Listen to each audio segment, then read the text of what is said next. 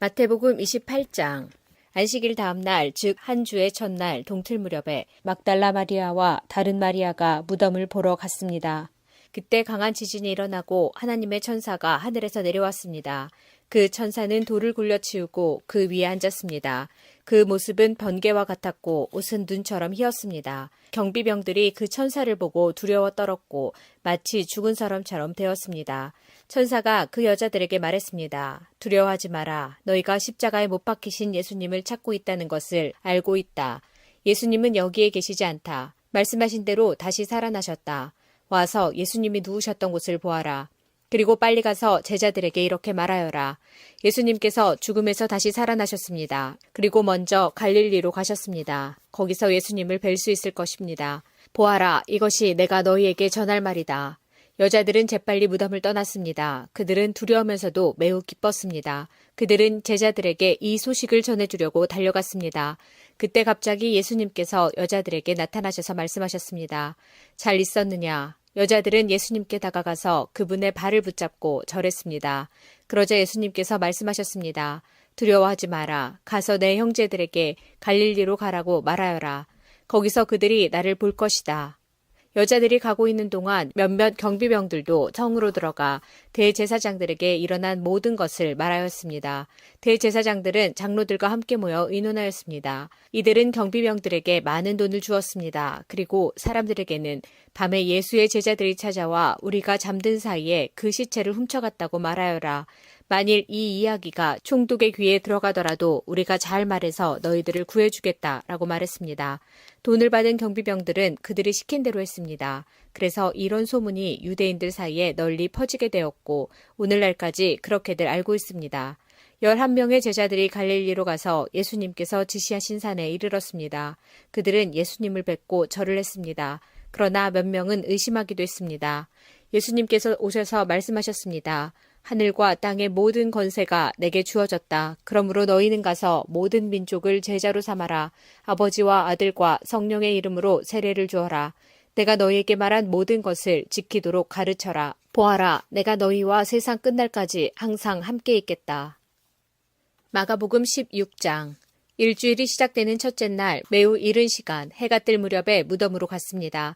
이들은 서로 말했습니다. 입구에 있는 커다란 돌을 누가 굴려주겠는가? 그런데 눈을 들어보니 커다란 돌이 이미 옮겨져 있었습니다. 무덤에 들어가자 하얀 옷을 입은 한 젊은 사람이 오른쪽에 앉아 있었습니다. 여자들은 매우 무서웠습니다. 그 사람이 말했습니다. 놀라지 마십시오. 여러분들은 십자가에서 돌아가신 나사렛 예수님을 찾고 있군요. 그분은 다시 살아나셨습니다. 여기 계시지 않습니다. 보십시오. 여기가 예수님을 모셨던 곳입니다. 자, 이제 가서 제자들과 베드로에게 말하십시오. 말씀하신 대로 예수님께서 당신들보다 먼저 갈릴리에 가시고 거기서 당신들이 주님을 볼 것입니다.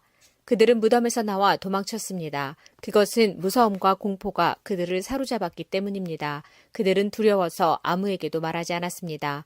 예수님께서 일주일을 시작하는 첫 번째 날 아침에 다시 살아나셨습니다. 그리고 제일 먼저 7 귀신을 내쫓아 주신 적이 있는 막달라 마리아에게 나타나셨습니다.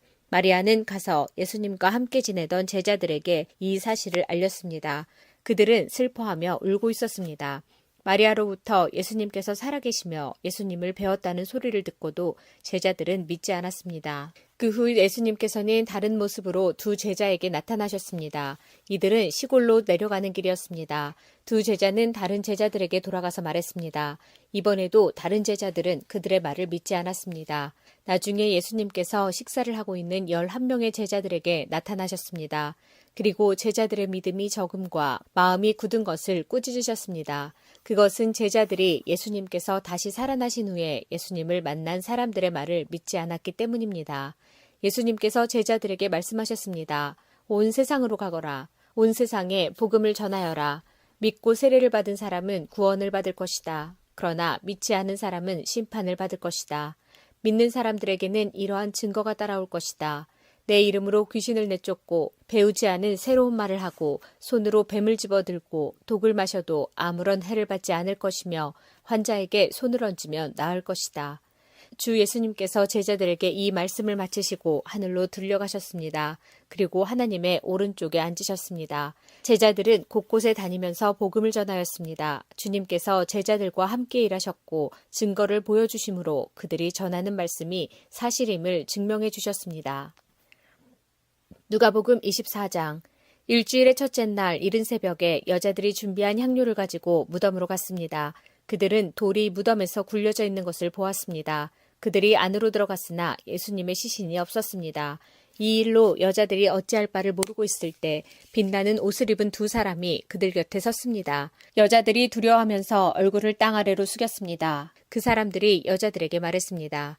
어찌하여 살아있는 분을 죽은 사람들 가운데서 찾느냐? 예수님은 여기 계시지 않고 다시 살아나셨다. 예수님께서 갈릴리에 계실 때 하신 말씀을 기억하여라. 인자가 죄인의 손에 넘기워 십자가에 못 박히고 3일 만에 살아날 것이라고 말씀하셨다. 그때서야 여자들이 예수님의 말씀을 기억해냈습니다. 그리고 무덤에서 돌아와 이 모든 일들을 11 제자들과 나머지 모든 사람들에게 알렸습니다. 이 여자들은 막달라 마리아와 요한나, 야고보의 어머니 마리아와 다른 여인들이었습니다. 이들은 이 일을 사도들에게 말했습니다. 하지만 그들은 이 말을 허튼 소리로 듣고 여자들의 말을 믿으려 하지 않았습니다. 그러나 베드로는 일어나 무덤으로 달려갔습니다. 안을 들여다보았지만 수위만 놓여 있었습니다. 베드로는 이것이 어떻게 된 일인가 이상히 여기면서 집으로 돌아갔습니다. 그런데 그날 제자들 중에 두 사람이 예루살렘에서 약 11km 정도 떨어진 엠마오라고 하는 마을로 내려가고 있었습니다. 이들은 일어났던 모든 일에 대해 이야기를 나누고 있었습니다. 이들이 이야기를 나누며 토론하고 있을 때 예수님께서 그들에게 다가오셔서 함께 걸으셨습니다. 그러나 그들은 눈이 가려워져서 예수님인지 알지 못했습니다. 예수님께서 그들에게 물으셨습니다. 당신들이 걸어가면서 서로 주고받는 이야기가 무엇입니까? 두 사람은 슬픈 기색을 하고 멈춰섰습니다. 그 가운데 글로바라는 사람이 예수님께 대답했습니다. 당신은 예루살렘에 다녀오면서 최근에 무슨 일이 일어났는지 모른단 말이오. 예수님께서 그들에게 물으셨습니다. 무슨 일입니까? 제자들이 말했습니다. 나사렛 예수님에 관한 일인데 그분은 하나님과 백성 앞에서 행동과 말씀의 능력이 있는 예언자이셨습니다. 그런데 대제사장들과 우리 지도자들이 그분을 죽게 넘겨주어 십자가에 못 박았습니다. 우리는 이스라엘을 구원할 분이 바로 그분이라고 기대했습니다. 뿐만 아니라 이 일이 일어난 지가 3일째입니다. 우리 중에 어떤 여자들이 우리를 놀라게 했습니다. 그들이 아침 일찍 무덤으로 갔지만 예수님의 시신을 보지 못하고 돌아와 예수님께서 살아나셨다고 말하는 천사를 보았다고 했습니다. 우리와 함께 있던 사람들 중에 어떤 사람들이 무덤으로 달려갔는데 그 여자들이 말한 대로였고 예수님을 볼 수 없었다는 것입니다. 그러자 예수님은 그들에게 말씀하셨습니다. 너희는 어리석고 예언자들이 말한 것을 더디 믿는구나.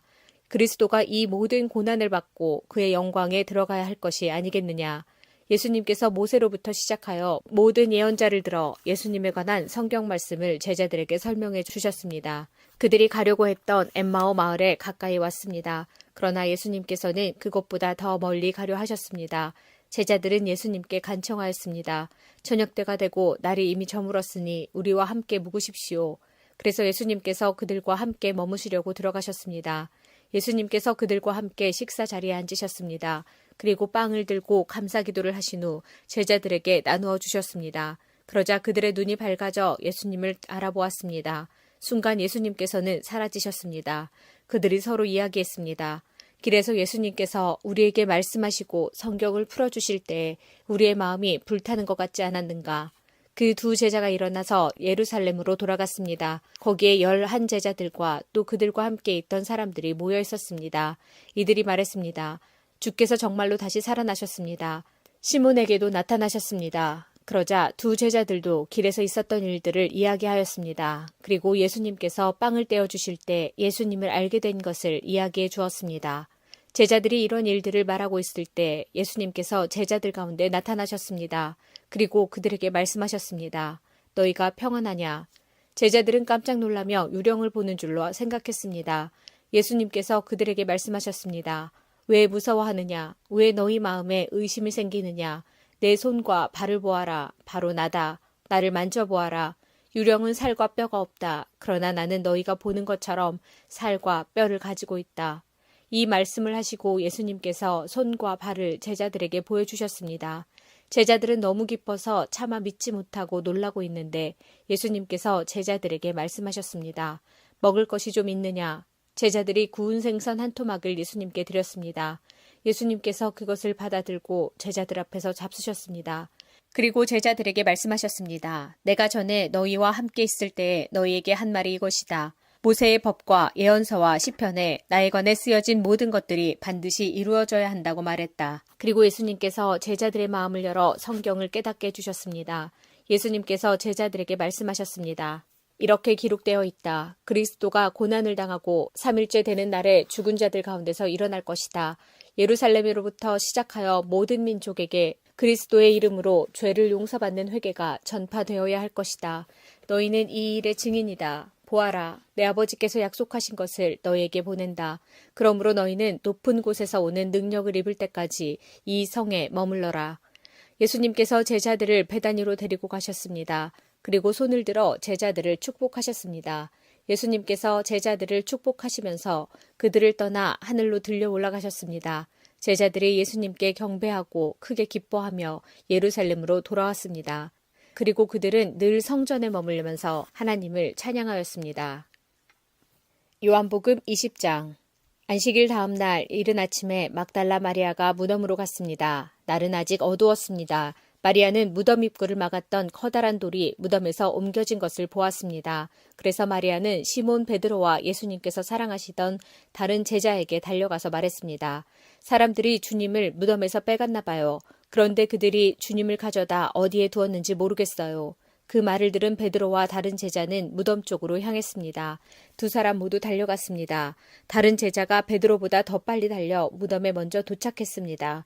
그 제자는 몸을 굽혀 고운 배가 거기에 놓여 있는 것을 보았지만 무덤 안으로는 들어가지 않았습니다. 뒤따라온 시몬 베드로는 무덤에 도착하자 바로 무덤 안으로 들어갔습니다. 베드로는 고운 배가 거기에 놓여 있는 것을 보았습니다. 그는 예수님의 머리를 감았던 천도 보았습니다. 그 천은 고운 배와 겹쳐 있지 않고 조금 떨어진 곳에 잘 개켜져 있었습니다. 그제서야 무덤에 먼저 왔던 다른 제자도 무덤 안으로 들어와 보고 믿었습니다. 이때까지만 해도 제자들은 예수님께서 죽음에서 살아나야 한다는 성경 말씀을 깨닫지 못했습니다. 그리고서 두 제자는 자기 집으로 돌아갔습니다. 그러나 마리아는 무덤 밖에 서서 울고 있었습니다. 마리아는 울면서 몸을 굽혀 무덤 안을 들여다보았습니다. 마리아는 흰옷 입은 두 천사를 보았습니다. 두 천사는 예수님의 시신이 있던 곳에 앉아 있었습니다. 한 천사는 머리 쪽에, 다른 천사는 발 쪽에 있었습니다. 천사가 마리아에게 물었습니다. 여자여, 왜 울고 있소? 마리아가 대답했습니다. 사람들이 우리 주님을 어디론가 가져갔는데 주님을 어디에 두었는지를 알지 못하겠습니다. 마리아가 이 말을 하고 뒤를 돌아보자 거기 예수님께서 서 계셨습니다. 그러나 마리아는 그분이 예수님인 줄 알지 못했습니다. 예수님께서 마리아에게 물으셨습니다. 여자여, 왜 울고 있느냐? 누구를 찾고 있느냐? 마리아는 그분이 동산 관리인인 줄로 생각하고 당신이 그분을 다른 곳으로 옮겨 놓았다면 어디로 옮겨 놓았는지 말씀해 주세요. 그러면 제가 모셔갈게요. 라고 말했습니다. 예수님께서 마리아에게 마리아야 라고 말씀하셨습니다. 마리아는 예수님께 몸을 돌려 아람어로 라보니라고 외쳤습니다. 이 말은 선생님이란 뜻입니다.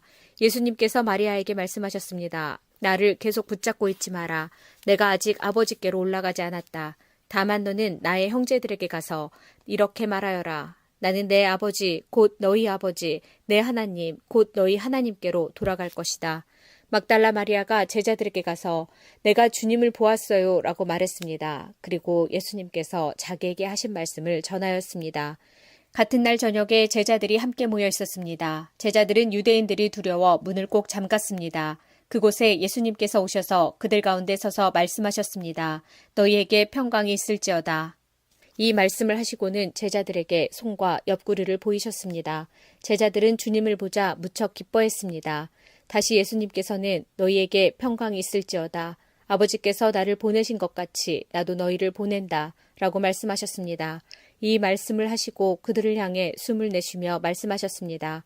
성령을 받아라. 너희가 누구의 죄든지 용서하면 그 죄는 사함을 받을 것이다.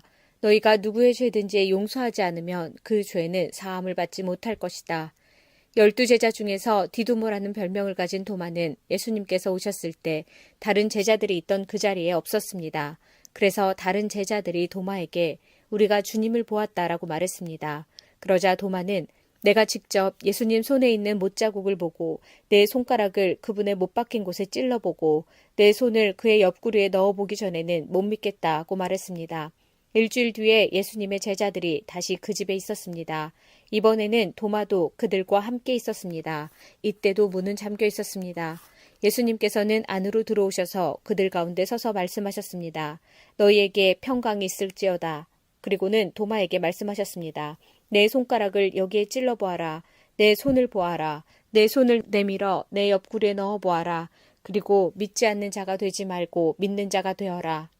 도마는 예수님께 나의 주님, 나의 하나님이라고 외쳤습니다. 예수님께서 도마에게 말씀하셨습니다. 너는 나를 보았기 때문에 믿느냐? 나를 보지 않고 믿는 사람들은 복이 있다. 예수님께서는 제자들이 있는 곳에서 이 책에 기록되지 않은 다른 표적도 많이 행하셨습니다. 그런데도 이 책에 있는 표적들을 기록한 것은 여러분들로 하여금 예수님께서 하나님의 아들 그리스도이심을 믿게 하고 그분의 이름을 믿음으로써 생명을 얻게 하기 위해서입니다. 요한복음 21장. 이 일이 일어난 후 예수님께서 디베랴 호수에서 제자들에게 다시 자신을 나타내셨습니다. 시몬 베드로, 디두모라는 별명을 가진 도마, 갈릴리 가나 사람 나다나엘, 세베대의 두 아들, 그리고 다른 두 제자가 함께 있었습니다. 시몬 베드로가 다른 제자들에게 나는 물고기 잡으러 간다 라고 말했습니다. 다른 제자들이 우리도 너와 함께 가겠다 라고 말했습니다. 그래서 그들은 밖으로 나가서 배에 올라탔습니다. 그러나 그날 밤에는 한 마리도 잡지 못했습니다. 다음 날 아침 일찍 예수님께서 호숫가에 서 계셨습니다. 그러나 제자들은 그분이 예수님이신 줄 알지 못하였습니다. 예수님께서 그들에게 말씀하셨습니다. 친구들이여, 한 마리도 못 잡았느냐? 제자들이 대답했습니다. 네, 한 마리도 잡지 못했습니다. 예수님께서 말씀하셨습니다. 그물을 배 오른편에 던져라. 그러면 고기를 잡을 것이다. 그들은 시키는 대로 했습니다. 그러자 고기가 너무 많아 그물을 배 안으로 끌어올릴 수가 없었습니다. 예수님께서 사랑하시던 제자가 베드로에게 말했습니다. 주님이시다. 베드로는 주님이시라는 말을 듣자마자 벗고 있던 겉옷을 몸에 두르고는 물로 뛰어들었습니다. 다른 제자들은 고기가 가득한 그물을 당기며 배를 저어 호숫가에 댔습니다. 그들은 호숫가로부터 약 90m 정도 떨어진 그리 멀지 않은 곳에 있었기 때문입니다. 제자들이 호숫가에 닿아 땅에 내리니 숯불이 피어져 있는 것이 보였습니다. 불 위에는 생선이 놓여 있었고 빵도 있었습니다. 그때 예수님께서 너희가 방금 전에 잡은 생선을 가지고 오너라 하고 말씀하셨습니다.